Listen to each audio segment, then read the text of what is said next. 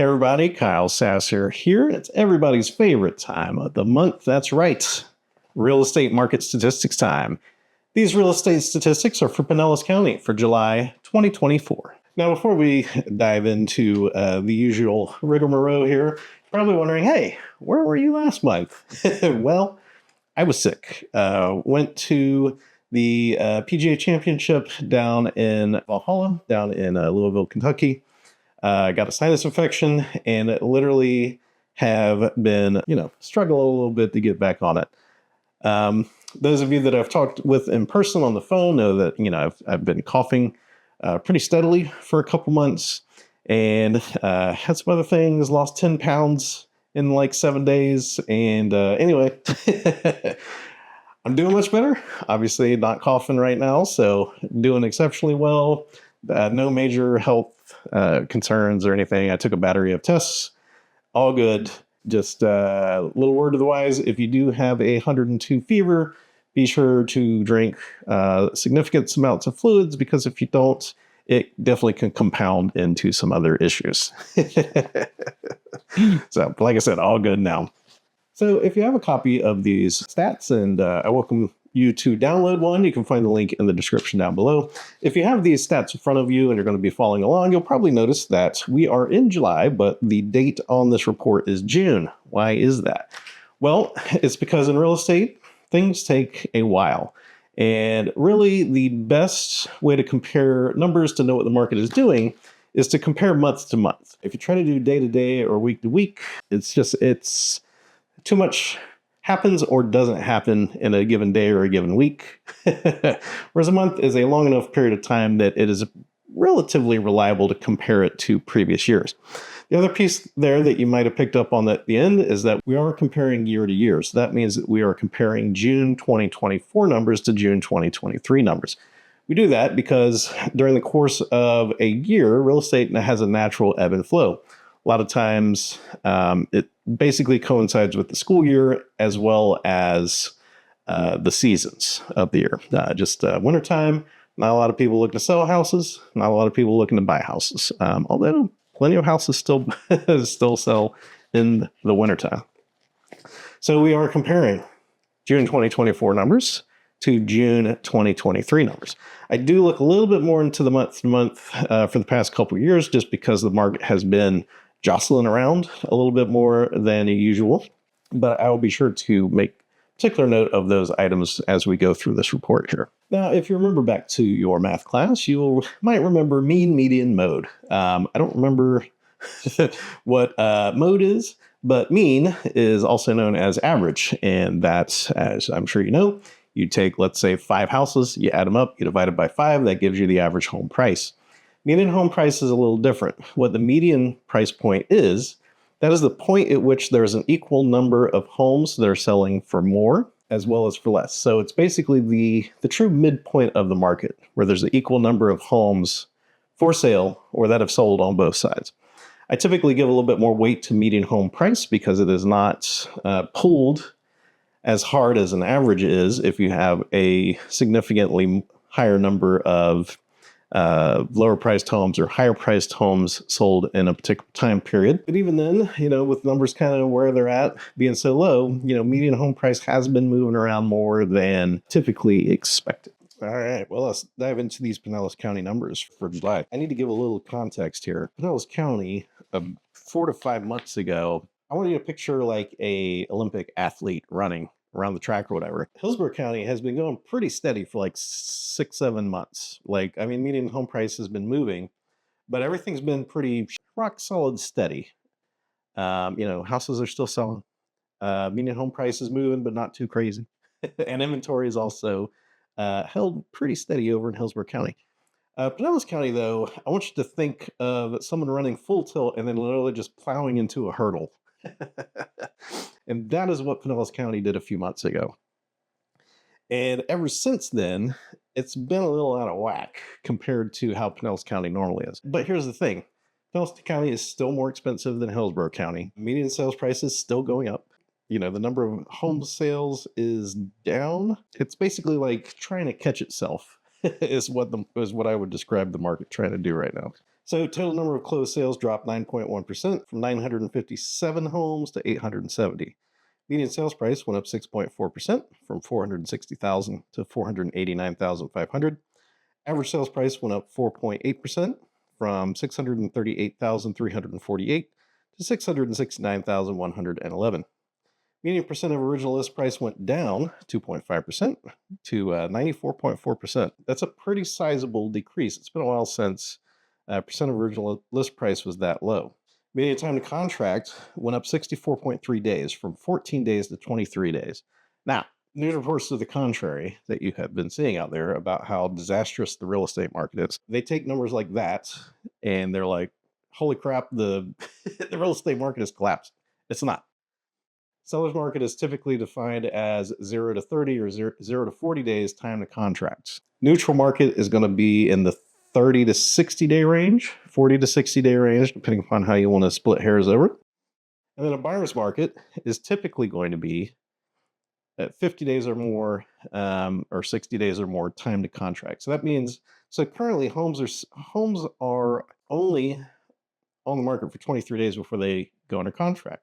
Please make no mistake about it, that is still very much a seller's market. Basically, where we're at is we're kind of back to like 2019 numbers so far as, time on market, demand, and all that stuff. The reason a lot of the news stories are so doom and gloom about everything is because they're comparing it to peak crazy tulip craze, beanie babies, real estate demand of 2021, 2022, right? Like that was not a typical market. Like 30 to 40 offers on one house and home prices going up $20,000 to $30,000 every month.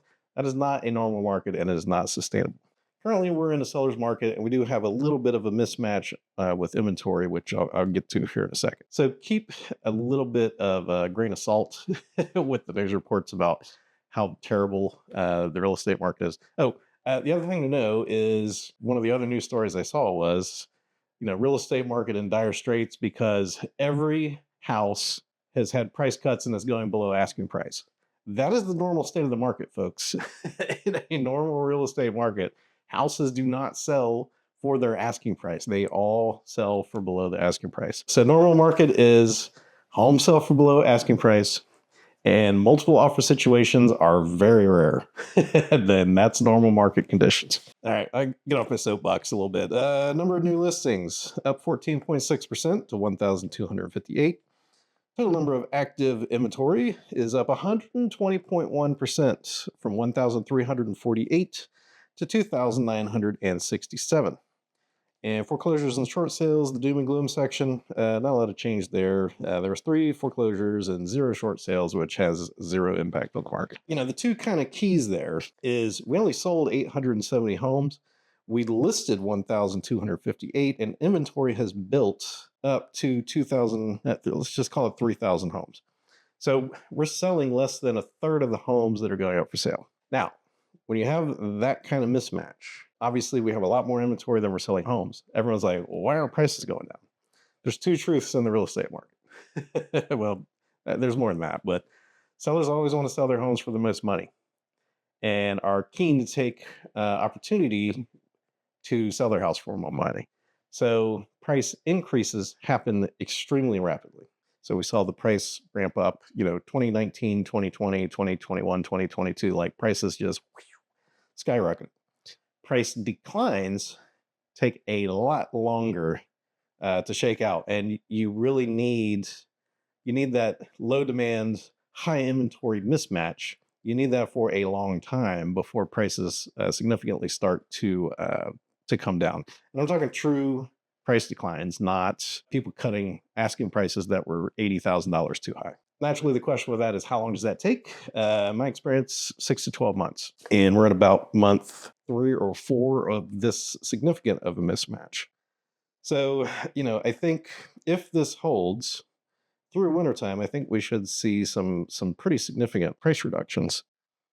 But again, it's the 2 truths. Sellers always want to sell their homes for the most money. And 2 is they usually don't wake up in the morning and decide that they want to sell their house for $30,000 less than it was worth the previous day.